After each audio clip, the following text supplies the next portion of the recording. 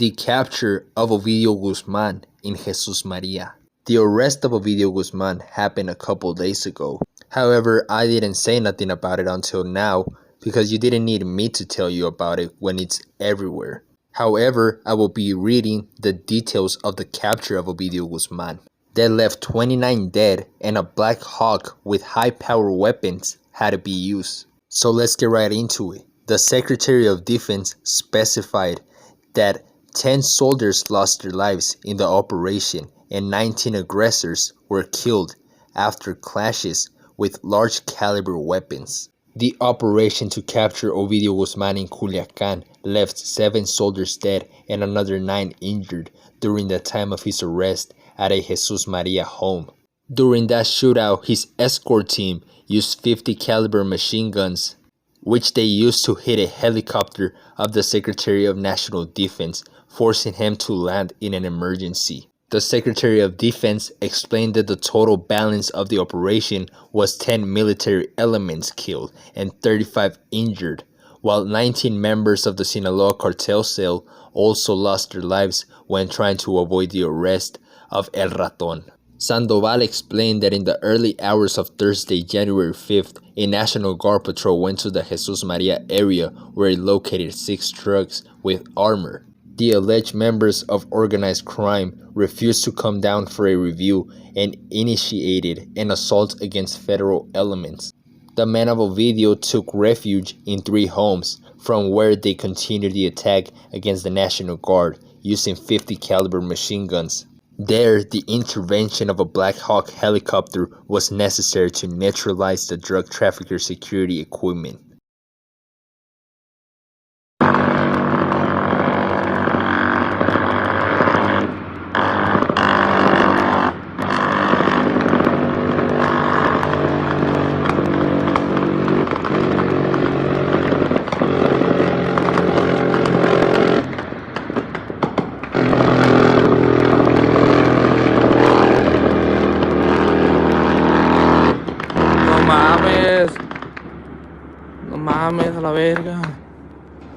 The head of the Sedena acknowledged that the criminal used high-powered weapons against one of the aircrafts of the Secretary, forcing a forced landing. However, the pilot's expertise prevented the crew from suffering a major accident. Finally, after the Black Hawk, federal forces managed to arrest 19 alleged aggressors in one of the Jesus Maria homes, where one of them identified himself as Ovidio Guzman, alleged leader of that faction of the Sinaloa cartel, probably with the intention of being released, explained the Secretary of Defense.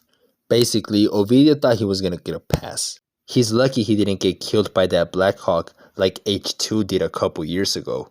But once Ovidio Guzman was insured by federal elements, another Army aircraft was used quickly to extract him and transfer him to Mexico City, where he was admitted to federal facilities. 1.4 tons of marijuana were also found inside the building where the criminal leader was arrested.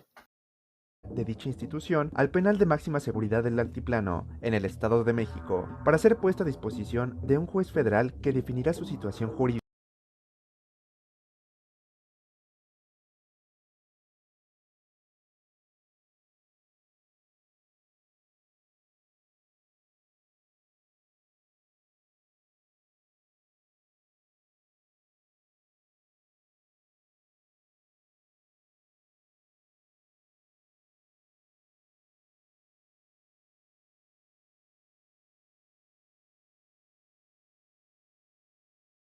Once in Mexico City, Interpol complied with an arrest warrant for extradition purposes. Meanwhile, 9 blockades were carried out in Culiacan by Sinaloa cartel cells in reaction to the operation against one of its leaders.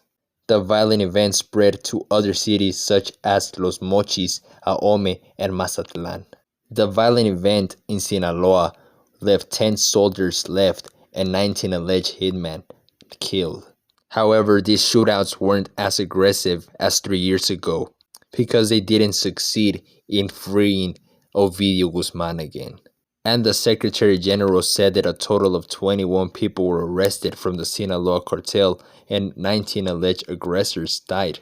4 barrel rifles, 6.50 and 7.62 caliber machine guns, 20 long guns, 2 short guns, 111 magazines supplied with cartridges of different calibers, 595 cartridges of different calibers, and 2 bullet vests were recovered.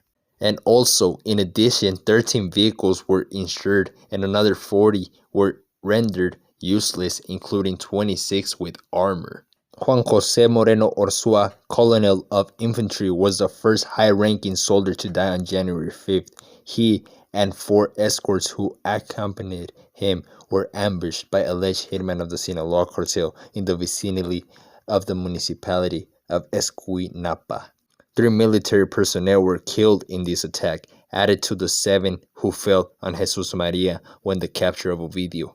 The Secretary of the Interior, Adán Augusto López, added that the Attorney General Office is integrating the files against Ovidio Guzman for the crimes of carrying a firearm for the exclusive use of the army and attempted homicide, since it should be remembered that he resisted his arrest and participated in the attacks against military elements. For his part, Foreign Minister Marcelo Ebrard denied that the extradition of Joaquin's son, El Raton, will take place on a fast track, since the American authorities will have to deliver evidence to the Mexicans, and it will be a judge in our country who decides his surrender to the U.S. justice system.